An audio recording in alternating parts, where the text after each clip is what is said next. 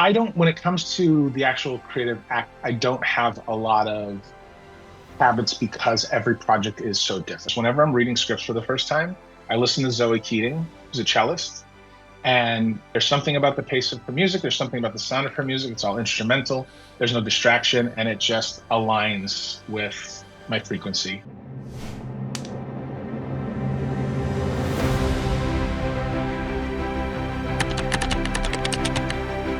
Good afternoon, everyone. Welcome back to another episode of Kingdom of Dreams podcast, The Making of Stories. I'm your host, Jawad Mir. Today, my guest is Rob Tokarz, who's the production designer of HBO series Hacks. He's been nominated for an Emmy. He worked on partially on season 3 and on season 4 as a production designer, and he's all set to go for season 5 in production up until the February of next year. Lovely conversation for all of you who are fascinated with storytelling in an art form of production designing or creating sets or creating the visuals on camera. It's great for those people as well as for anybody in the film. The amount of work that goes into and challenges and what goes behind creating that world that we just see on 2 hours on a film screen or an hour on a TV screen. It's quite a fascinating conversation. So without further ado, here's my conversation with Rob. Before we talk about hacks, I'm always fascinated with people's journey, how they get to Yeah. where they are, and the catalyst that brought them here. If you want to share how it all began, your interest in film, specifically then production design, and Yeah. your path to where you are today. It was completely by accident. So I came up doing theater and performing on the performance side of things. And in college, I studied painting and graphic design, and I needed to figure out what I was going to do with my life. And I had decided I was going to be a painting professor, and I was going to study fine art, and I would be teaching, and that was what my goal was. And I came upon a program, the scenic painting program at the California Institute of the Arts, and I was going to do that. I was going to get my MFA, and then I was going to teach. And then my first or second weekend there, one of the third year students came in and said, "Hey, I'm doing a student film. Would anyone want to join me?" And I came up watching TV and watching movies and all this stuff, and I didn't realize people actually made that. I didn't know that was a job. I didn't know it existed. So I helped out, and all the cast made sense. So I reoriented myself. I completely shifted what my focus was going to be. I stayed in the same scenic painting path, but every opportunity I had, I would go work in the art department, learn what I could, learn what propping would be, what how set design worked in film, and then did some classes and studied with some USC students and did some student films. And right before I graduated, I landed as a PA on season 4 of Heroes, which was the carnival season, and kind of spent my time as a PA and got into the union and got to work on some really great projects. So came up and doing both features and TV, but half hour comedies always held a special place. I did 2 seasons of Parks and Recreation, which was transformative. But also got to work on some really great films like Bumblebee and Ford versus Ferrari. I worked on those projects, and um, once I'd gotten my feet wet, I got to my first production design union bigger show thing was a show called Black Jesus that I did the pilot and the first season of, which is a Comedy Central show, which despite it being a smaller budget Comedy Central show, we got to shoot in a really fun way. It was really cinematic. Mike Clattenburg really wanted to feel like a biblical epic in Compton. So, but at least in the Compton, the imagination of people thinking of what Compton is as opposed to what Compton is actually right now. But I joined Hacks season 2 as the art director, and then came in 2 episodes into season 3, and I've been there ever since. And I'm going to be back for season 5 in a few weeks. That's awesome. Just to kind of point out the two films that you mentioned, Bumblebee is my favorite Transformer movie after the first one. Great, wasn't And it? Ford versus Ferrari was no, it was just very grounded, and that's something that's been Yeah. missing a lot lately. Hmm. But and also Ford versus Ferrari. I'm not a car person at all, Me but neither. it was just an amazing film, right? So Yeah. Yeah. it's just one of those things that, and obviously, sorry, go on. No, no, no. I wasn't a car person either. It wasn't a thing that I was really into, but I shared an office with the person that was responsible for art directing all the cars. And that level of detail is so fascinating. Car people fascinate me, but even though it's not an interest of mine, the level of detail that he would go into making sure replicas of Ferraris were accurate, the GTs were accurate. it's really remarkable the kind of detail that people get into. That's one of the fun things about what we do is like we get to get into the weeds on all this stuff, and there's so much that's slightly out of focus on the edge of frame that have taken weeks of consideration in just about every show that I've done. Yeah, yeah. No, that's awesome. Eventually down the road, I would love to talk to you about those too, but that's for later on. Yes. Um, you know, going back, um, there is this, there's the whole thing about having a traditional boat as opposed to having a yacht. Mhm. Can you talk about that particular selection of your choice and why and the process of that, all that? Sure. So when we were in Singapore scouting, one of the pieces that we needed to find is we needed to have this. It was a really emotional, significant moment in that episode where Ava finally confronts Deborah that her lifestyle has gone off the rails. This time she's taken off. She needs to get back to work. She needs to get back to writing. And so it's a really significant scene that needed to be treated in a really authentic way. So what the directive was, the brief was, we needed to find a boat that made sense for Deborah Vance. So it had to be a luxury boat. And Mm, initially, the ask was for a yacht. But this is where the technical realities of storytelling run into the story. The Singapore harbor is blocked off from the main water, and the only access to the harbor is under these old bridges that have a limited height. So the only boats that can which operate in the is harbor are barges and smaller boats. And the traditional boat that they have there are these what they call bum boats. So we looked for a smaller yacht. We looked for hmm. something left, but there's nothing that could get into the harbor. Can you, Mhm. sorry, I was just going to ask you, can you, I didn't mean to interrupt you. No, no, it's Explain okay. for audience what a bum boat is. Yeah, so the bump boat was about I want to say it was like a 16 to 18 seat wooden boat that was really beautifully made. It's really beautiful, but it is small and it's compact. And for that scene, we had to elevate it to make it feel like something that Deborah Vance would be in. So my team in Singapore, basically we added curtains, we added interior lighting that was matching what was already on the boat, which were these red lanterns. And we added cushions, we added drapes, we added tables, we added dressing that would seem like that feels like it would be appropriate for the party that they were having because it was supposed to be a really great time with all of our newfound friends. And so we added all those on top of the traditional bumboat just to elevate it. But essentially, they're ferries. Mm, They're you okay. if you hire them out and you get across the river, you get to where you need to go. So it's just a Yeah, water yeah, taxi basically. got it, got it. Go on, continue with the, basically how you sort of decorated that with cushions and all the other stuff Hmm. to make it look as authentic as possible to reflect the series and the characters in the series.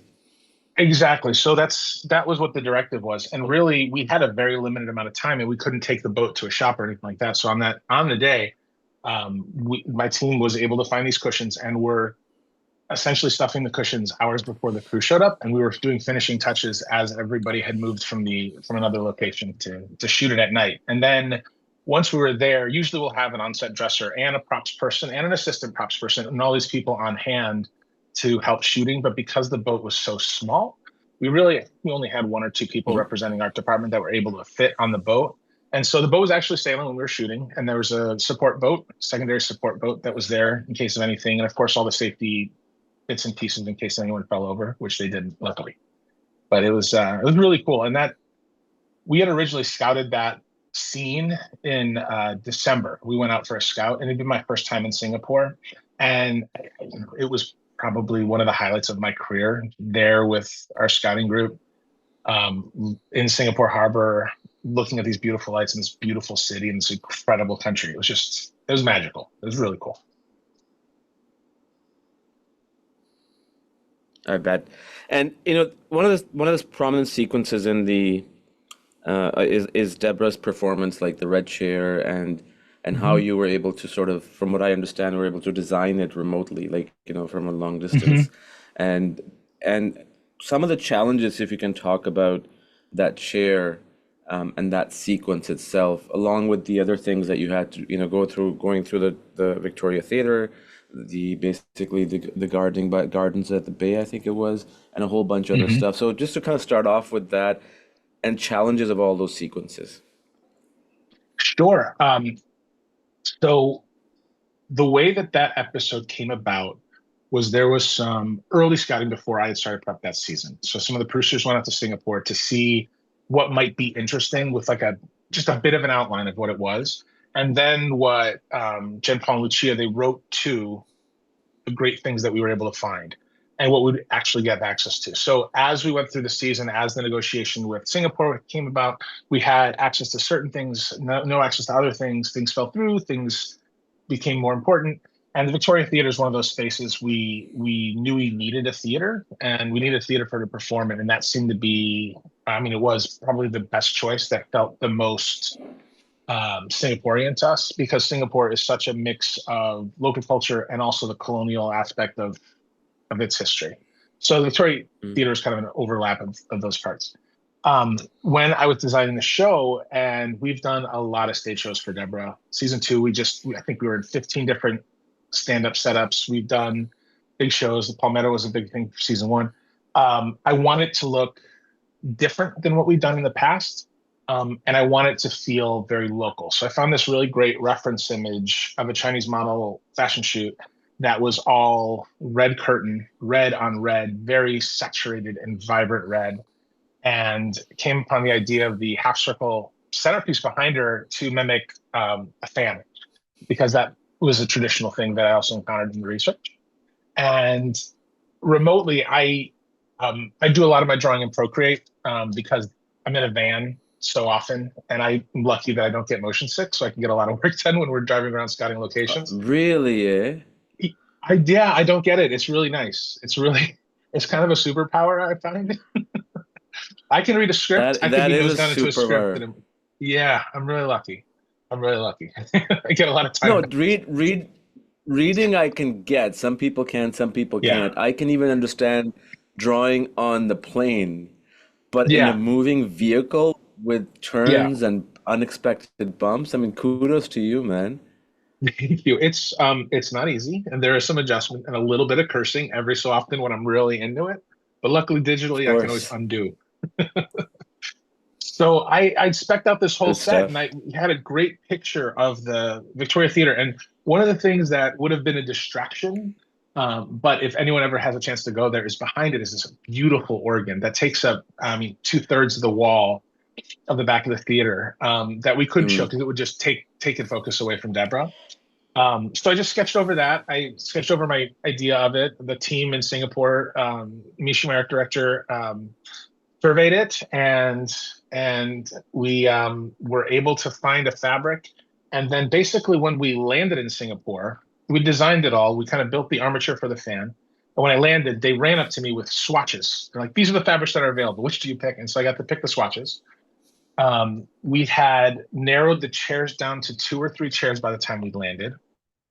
And last minute, because when you're designing something, it's great to try to anticipate everything, but inspiration is inspiration. And something felt very flat about the circle.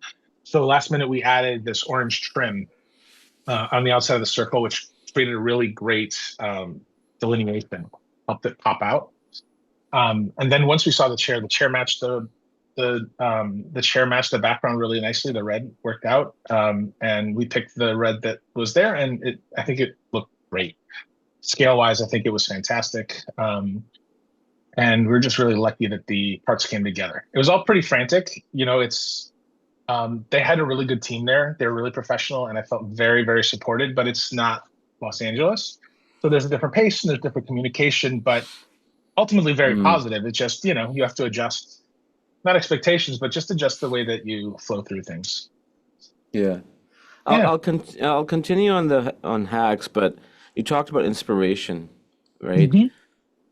Obviously, everybody in any kind of art form, even in any career, any kind of career, you get inspired to do something by being somewhere or by watching someone else or by a Hmm. thing or whatever that is. Yeah. For me personally, I'm a big nature nut. So when I Great. am in nature, and specifically there's one spot in the west coast of Canada between the border of British Columbia and Alberta where there is a little, pond flowing and there's rocks around, there's a valley all around you.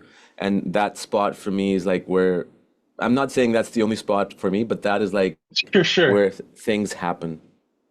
What is that Yeah. one spot or maybe person that takes you to that world of creation? So I don't, when it comes to the actual creative act, I don't have a lot of habits because every project is so different. There's this Jack London quote that I really like that Hmm. you can't wait for inspiration. You have to go after it with a club. And True. so every project has its own challenges. And I try to feed myself whatever meal feels appropriate to the script. However, one thing that has happened organically over the last 15 years of my career is whenever I'm reading scripts for the first time, I listen to Zoe Keating, who's a cellist, and that becomes the way that I jump. That's my through line through everything. And I've tried other music, and I keep falling back to her. There's something about the pace of her music. There's something about the sound of her music. It's all instrumental. There's no distraction, and it just aligns with my frequency when I'm reading and breaking down a script. So I think rather than a space, it's that music that is my jumping off point. That's what I use to figure out where I have to eat to feed my appetite for what I'm making. And I'm glad you mentioned music because movie scores are something that do a lot for me as well. Um, Yeah. Music for me, it used to be music, but lately I've been thinking about it's more of a spirituality thing. Would you agree? Yeah. I would. The muses are a thing, right? And then music will hit you in different ways and you'll take you on different journeys. Totally. 100%. Yeah. 100%. I've been doing this thing too when I'm designing, when I'm in the thick of it and trying to break finishes or sketching or whatever, is I kind of ask my team for an album that they love. And I start by listening through an album because it feels like something very old school to like start to finish, listen to something the way usually it tends to be things that are older that were intended to be an album as opposed to stuff that's, an album now is just a bunch of hopeful singles. But like listening to all of, a Yeah. Led Zeppelin album start to finish, or listening to a Beastie Boys album start to finish, or listening to NWA start to finish when that's, I mean, just anything, hearing it start to finish. It's, um, I don't know, like Rick Rubin's book, he writes about the fact that you should just be listening to great stuff. Like you should not cheapen your experience with bad art and bad music and bad things, which I don't necessarily 100% agree. I get the spirit of it. Like listening to awesome stuff helps to lift you up. It's that whole tennis thing that you play to the level of your partner. So I try to Yeah. I try to live that as much as I can. Well, yeah, it's your surrounding, right? Being Yeah, optimistic, being positive. But yeah. I would agree with you on one other thing that watching not so great movies or not so great Hmm. TV shows, Yeah, I think sometimes that's important yeah, for people like you and I, because yeah. then we can find problems that we will try Hmm. to avoid. Not doesn't mean that we will not do other mistakes, but at least Yeah, it teaches us. yeah. And one thing I not so great is not so great, and Uh, there are those instances. And I've been lucky enough that I've been able to work on like really solid things, and Hacks is just out of this world lucky. But I've learned to give as I've gone into the industry further and further, even something that might be subpar to me or might not hit the way that it was intended to. I try to give it a lot of grace because it is so hard to make anything. It is so hard to get that number of people together to push toward a direction.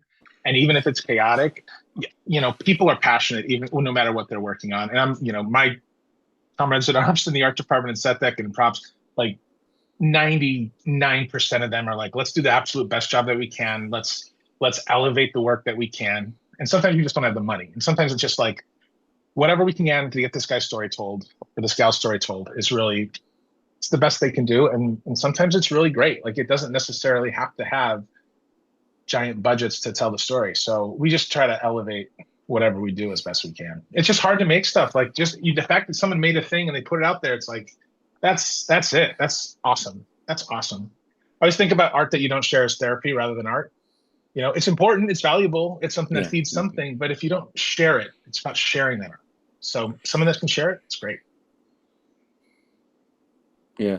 And I think also in our industry, the competition is so cutthroat that Yeah. people who do end up getting the work that they do, I would say 99.9% of them, there's always few odd, individuals, Yeah. will do their best.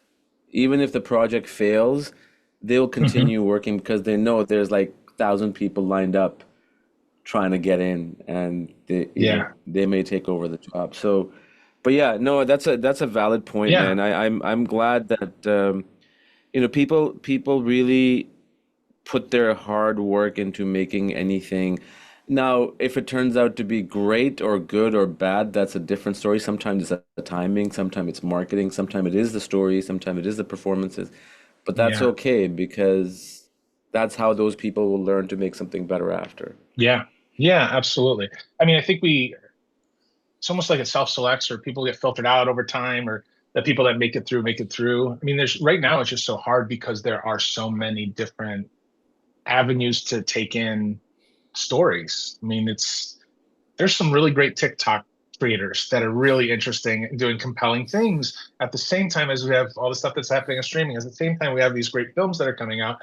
Um, that are under the radar because people, there's the sure it's happening. It's like, where's this actor been? It's like, oh no, they got 10 seasons of this show on Paramount Plus that you just haven't seen. And that's why you haven't seen them in something. It's just, there are so many different places to Yeah. see things. It's hard to break in a little bit.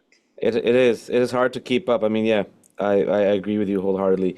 Um, your work with how did your work with the GP in terms of introducing like yard lights and LEDs and all that was? Can you Yeah. talk about that?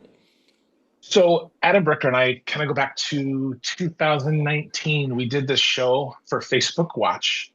That was again one of those really wonderful shows called Sorry for Your Loss with Elizabeth Olsen, and it was a really beautiful show. So I was an art director on that, and I kind of started to at least see the way that he worked. And once I landed on Hacks in the second season, again I was the art director, so I wasn't, I knew him, we knew each other, so we talked, but he had such a specific language that he'd established with the show that I knew that supporting that language in my design work and also giving him places to break out of that language, the benefit of the show would be important. So one of the things that we love to do is we love a symmetrical shot. Adam loves a symmetrical shot. So we do think to symmetry a lot of times when we design a set or even when we dress a location. And when I say he likes symmetry, I mean we're talking lasers and we're talking tape measures and everything. Everything gets to the nth degree. One anecdote is when in episode 2 of this season, maybe it's one, Deb does a press conference that's an introduction of her to everybody as the late night host. And we went to the Skirball Center and we found this really great room. It's a big open round room and it has this great wall. And we built this great stage and this backing and we put it up. It's on steel deck, so it's on rubber feet. And we land at center. We're measuring. Guys are there early. They measure it when they put it up. They measure it when they leave. We get a call later. Hey, the stage isn't center. I said, what do you mean the stage isn't center? How far off is it? Well, it's 5/8 of an inch off, which just means that a couple of big grips were carrying something on the stage and it shifted, but it was enough to be noticed on camera. So we adjusted the stage, we fixed it, we center it. And there's some really good shots in that. I mean, there's something to be said for it. Even though sometimes he makes me tear my hair out, it's in a really great collaborative way because that it's really, I mean, that's there's got to be that conflict, but some friction is good because friction kind of helps you prove which idea deserves not to win out, but to advance. So late night staging is a great example. I mean, we were back and forth on everything. He had brought in old school studio lights that hit his contemporary lights. We put in almost 1,000 feet of integrated LED into the arches and the floors and the desks and the light clock. I mean, we had so much lighting built into the set. And then we have a conversation like, wouldn't it be great if under the headers we had some marquee light bulbs? So we're shooting in Vegas and we're in Fremont Street. And I say, yeah, let's do marquee light bulbs. And I'm like sketching things out, sending it to my team back in LA while we're shooting the first week of shooting. And we get all these elements that come together.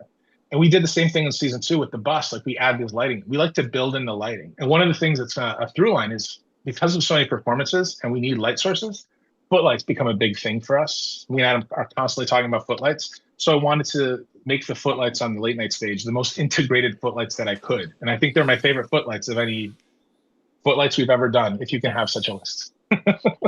So we do a lot, we have a lot of conversation. We talk all the time. He'll send me texts of Instagrams that he sees, like, hey, wouldn't this be great if we could do this sometime in the future? So I like to yeah.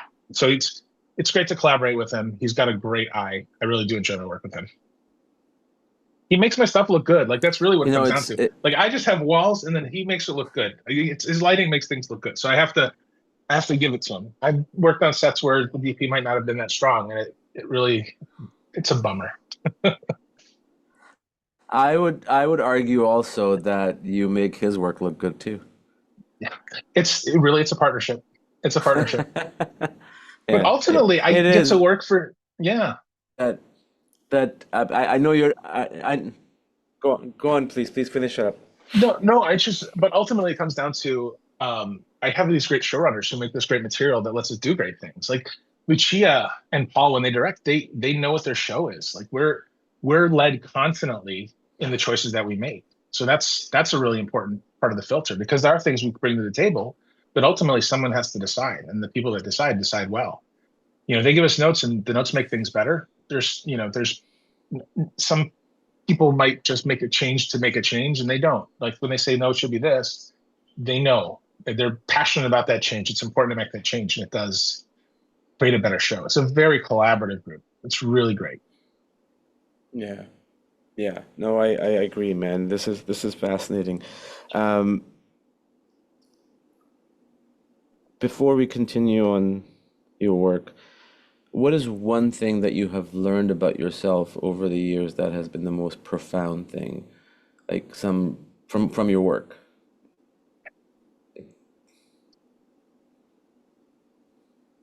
I surprise myself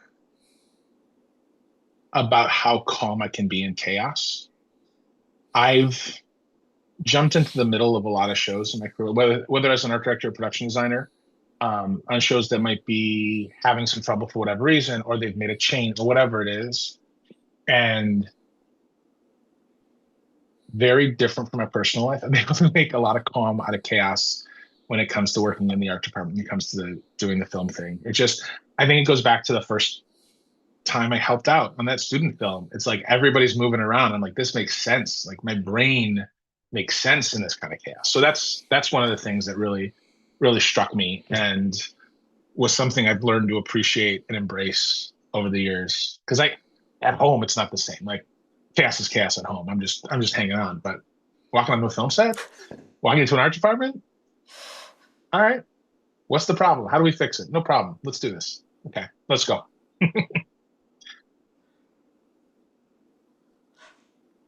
I'm smiling because I'm in a very similar way, the way I operate. I think Yeah. I find that there's balance in chaos. There's balance in chaos, Hmm. and I think that balance is necessary, and that chaos is necessary because they both support and complement each other. Yeah, yeah, and a film day is impossible. Like it's an impossible task. Like the ask of a day of filming, when you look at the page count, you look at what you're going to do, and then oh yeah, there's a stunt after lunch and a changeover that has to happen, and it's impossible. And you're like, you only have 12 hours to do it, or 10 hours to do it, or whatever to do it. And it's like you can't get this done, but we do because it's all these people pulling in the same direction that know what they're doing, that are the best at what they do, and that's really how we accomplish it. Yeah.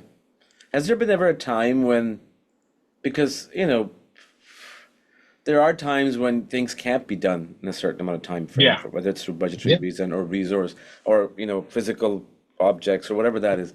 Has there sure. been ever a time in your career where a producer or director came up to you or anybody in the crew and said, "We Mhm. need to get this done," or it's in the call sheet or it's in the schedule.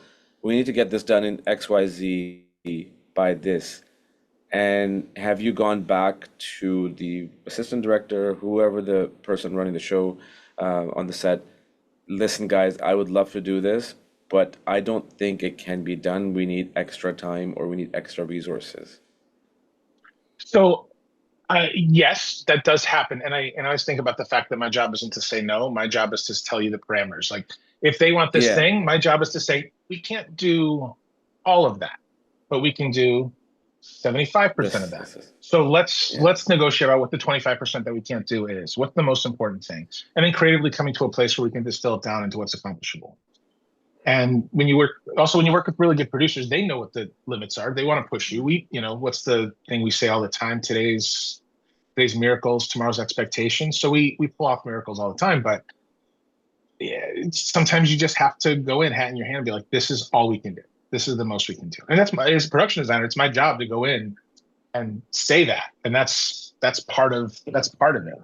And trying to figure out what the problem solve for it is. So, oh yeah, definitely. That's normal. Can you talk about 2 points? One being the Oscars, and Hmm. also the redressing of Jimmy's basically his space, his office, multiple times in the Sure. process of doing that. Yeah, so Jimmy's was a fun one. Jimmy's office, we saw at the end of season 3 as a bare space. You want to go Oscars first? So yeah, no, so I just want to make Sure. sure with Jimmy, are Yeah. we talking about just Jimmy Lasac. So Paul W. Downs' character Jimmy thank you. is Deb's agent and Ava's agent, beleaguered agent, and Yeah, him and yeah, Kayla have created an agency together. They've decided to partner up. And so at the end of season 3, they get their raw space. We shot at right. the American Cement Building in MacArthur Park for that, which is this a loft space that has is enveloped with these beautiful concrete X's that are curvy and really beautiful from the outside, and from the inside they're very dramatic. And so when we were going to do his office, we knew that we'd have to start from scratch. We're starting the season from basically the end of last season. He hasn't had much time. It's not a big construction job. So what our plan was to create modular looking office walls that feel like they're a kit that clicks together to make the offices, to divide the space. And so in my mind, I'm like, okay, so they painted the space and they brought in furniture. But at the beginning of the season, there's very little furniture out. It's just big, broad strokes of furniture. Well, 4 weeks out from us shooting that, Chris just said, oh, by the way, we're not shooting that on location. Because I've been designing the interior of the location. Said we're going to be building the location on stage. So I had 4 weeks to now send out my team to survey the location. So we're looking at, if I'm getting into the weeds a little bit, the aluminum extrusions around the windows, the way that the windows are built, the exact kind of paneling that was in the lower half of the windows versus the upper half of the windows. What kind of lip is there outside? What kind of floor is there outside? What are the X's? We have to measure and survey these curved X's without actually being able to step out of it because they won't let me repel a set designer on the outside of the building. So we're measuring that. That gets 3D modeled. We're looking at the ductwork. We're trying to measure the concrete beams. We're trying to measure all this stuff. And we have to build it in 4 weeks. And then we need a backing. We need to look outside of these windows because we don't do a lot of green screen or blue screen on hacks. So we now need a backdrop. And luckily, Yeah. JC Backings had the image of that view from that location because luckily it's been shot a bunch. And they were able to slot us in to print I think it was 120-foot wide backing. And all that happened in 4 weeks on top of building the interior and making it all come Wow. together and the number of plasterers. And so we built a white model for it. We 3D printed the X's at scale to make sure that we liked the way that they worked.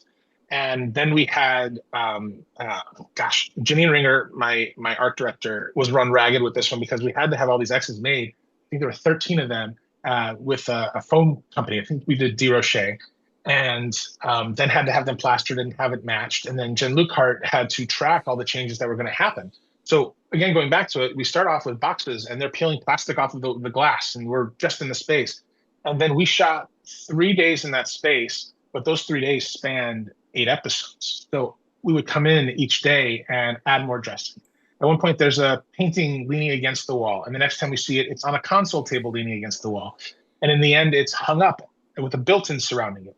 So we had all of these bits and pieces to keep track of, to make sure that the space felt like it was evolving and they were getting more established as the season went on. Ultimately, in episode 9, we're in a finished space with a finished sign, and all the wood is built in, and everything was dressed. So we were kind of at our ultimate.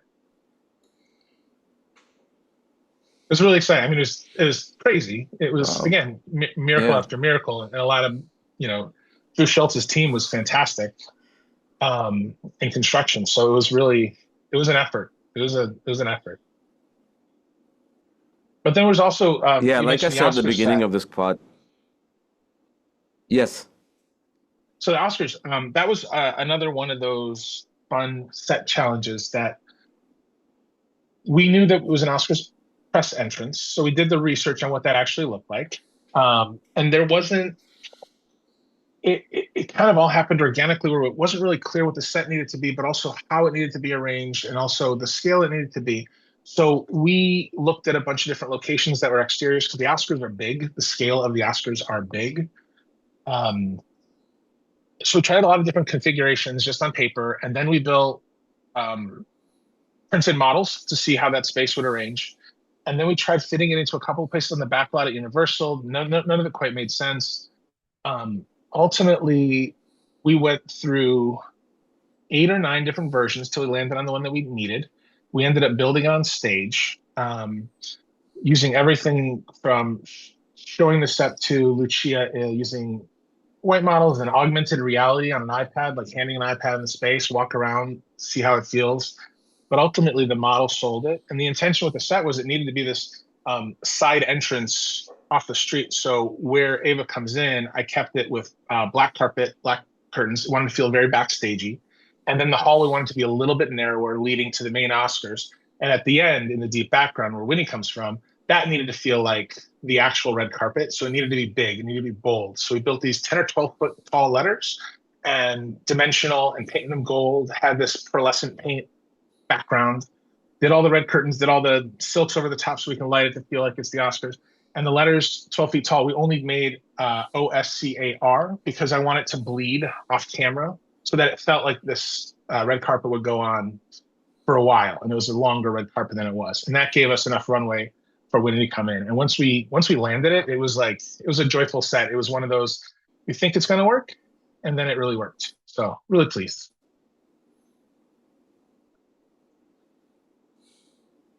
Yeah, what I was going to say that thank you for all that detailed breakdown because again, going back to what I was saying in the beginning of the podcast, that production design is just such a pivotal job, and this does not mean any other job is not, but just Right. creating the feel and the environment of the space that where everybody is working in, and that is going to Hmm. be visual, shown on the screen. Yeah, I mean, kudos to you guys for doing all that you do because it's fabulous work.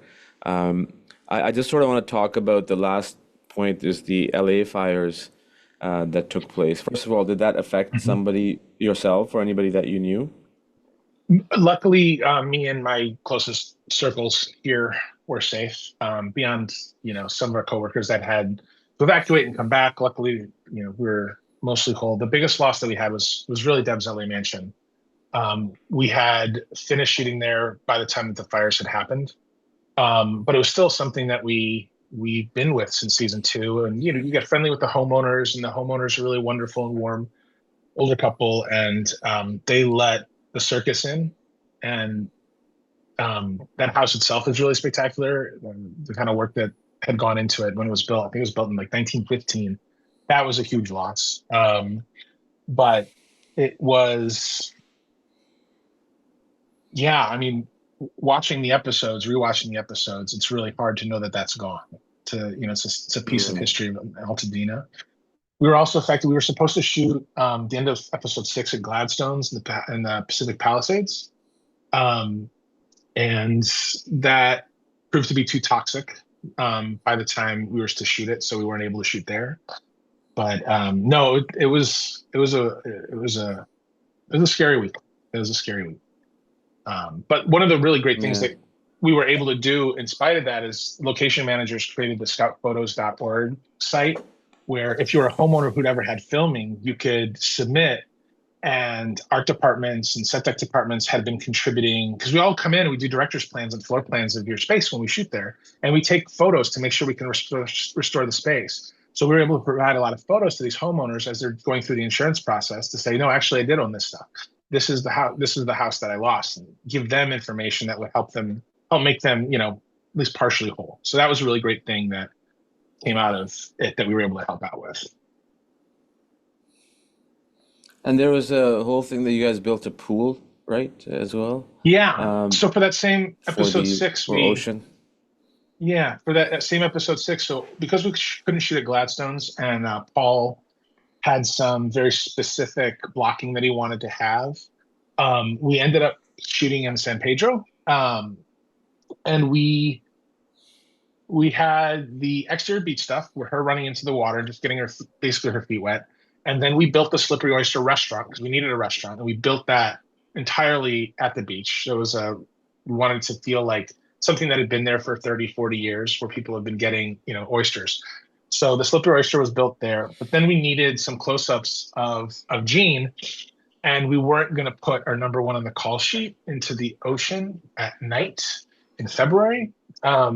So we ended up building I just looked this up. It was a 16-foot by 24-foot, 4.5 foot deep pool that we built on stage. And we had to build it on stage because this is stuff you learn accidentally. If there's more than a certain variance of temperature with the outside air and the temperature of the water, you get steam. And we wanted to make sure the water was comfortable for Gene. So we heated it to like 90 or 92 degrees. And that meant we had to be on a stage because, again, it's February and it's cold and we would get steam anywhere else. So we went through the engineering feats of what can we do to contain the pressure of that much water, because the water pressure comes out the bottom corners is where it pushes up the most. So that's why pools are round at the corners, is because then you don't force the pressure. This is all stuff that you just the plan just comes upon you. And so we designed the pool. We had an engineer approve the pool, and then we overbuilt the pool, and it's 2 shots. I mean, there's green screen and everything, and it takes up a substantial amount of space. But it was for 2 shots. Really great. It's like 76 frames worth of television or something like that. I So, mean, but that's filmmaking, right? That's storytelling. right. Like you, Yeah. I mean, it goes back to Shakespeare, right? Like they fight in a Shakespearean play. It can be anything. So you know as well as I know, an eighth of a page can speak volumes. I agree. I agree. What's next for you now? Are you, aside from the next season of Hacks, are you in development or in process of working on another project that you were able to discuss? Well, right now the focus is on Hacks, and we're having our second boy on August 11th. So technically, that's in Oh, development, and I'll be congrats. focusing a lot of attention on that. Thank you. So yeah, I think it's plenty for now. I I'll worry loved how about that in February. I loved how you said that there's that in development too. It's a nice little way of saying it. But yeah, no, I'm the reason I ask these questions, obviously, for the interest of mine and the audience, but also, I talked to pretty much everybody in the film industry, like visual effects, Yeah, production designer, DP, you name every department, and almost every one of them, they don't know what's coming up next. And I know a few people yeah, who have been out of work, and these are like Oscar nominated folks yeah, for 2 years, yeah. right? So we are at a very weird time with the strike, with the fire, with technology, and Hmm. all that stuff. So one day at a time, but in work, and I'm sure what you are, just and take one day at a time. 100%. And I'm really lucky. But I've only been on Hacks since season 3 of Hacks. I mean, I've been out for things, but similar. I know people that have been out of work for a year or two or longer. Right now, I Yeah, know or know as much as I do that I'm on Hacks until February, and hopefully, whatever is going to happen with the tax credits and everything shakes out by yeah. then, and I roll into something else. I just got my first agent. I'm just like doing all the things to be official, and just praying we're not moving deck chairs around on the Titanic. Yeah. Well, good, man. It's glad to hear that. I'm glad to hear that, I'm really glad that you first of all mentioned about both Ford versus Ferrari and Bumblebee, because not that all the stuff that you have talked about doesn't mean anything. It means a whole lot. But to have that Yeah. context for me Hmm. personally changed everything in the very beginning of the conversation, because it's just something personal, right? Because I love Yeah. Bumblebee and I love Ford versus Ferrari. Yeah. So I'm glad you mentioned that. Thank you for mentioning that. And it's been a fabulous conversation. I I really really enjoyed it. appreciate all the. I thank you. I really appreciate somebody comes in does a paint job at your house or builds a basement. They will do all those things, but sometimes they will leave the nitty-gritty details in the corner of the Yeah. room or something, and that to me is everything. Just like you said, the details Yeah. in the car, and Yeah. those details that matter more, in my view. Yeah. I mean, that's what it is. It's all a collection of details. Yeah, That's what a set is. It's a collection of details. amazing, awesome, man. Thank you so much, Rob, Awesome. for your time. Thank you. Thank Um, you. It's a pleasure. and I would love to have you back on when Hacks is done, to maybe Love speak about to. Ford versus Ferrari and Bumblebee. Oh, it was fun. I was a mere assistant art director and learning from really great people, but they're really, really highlights of my career. So it was great. Of course, man. No, no, every job is important. Every job is important. Cool.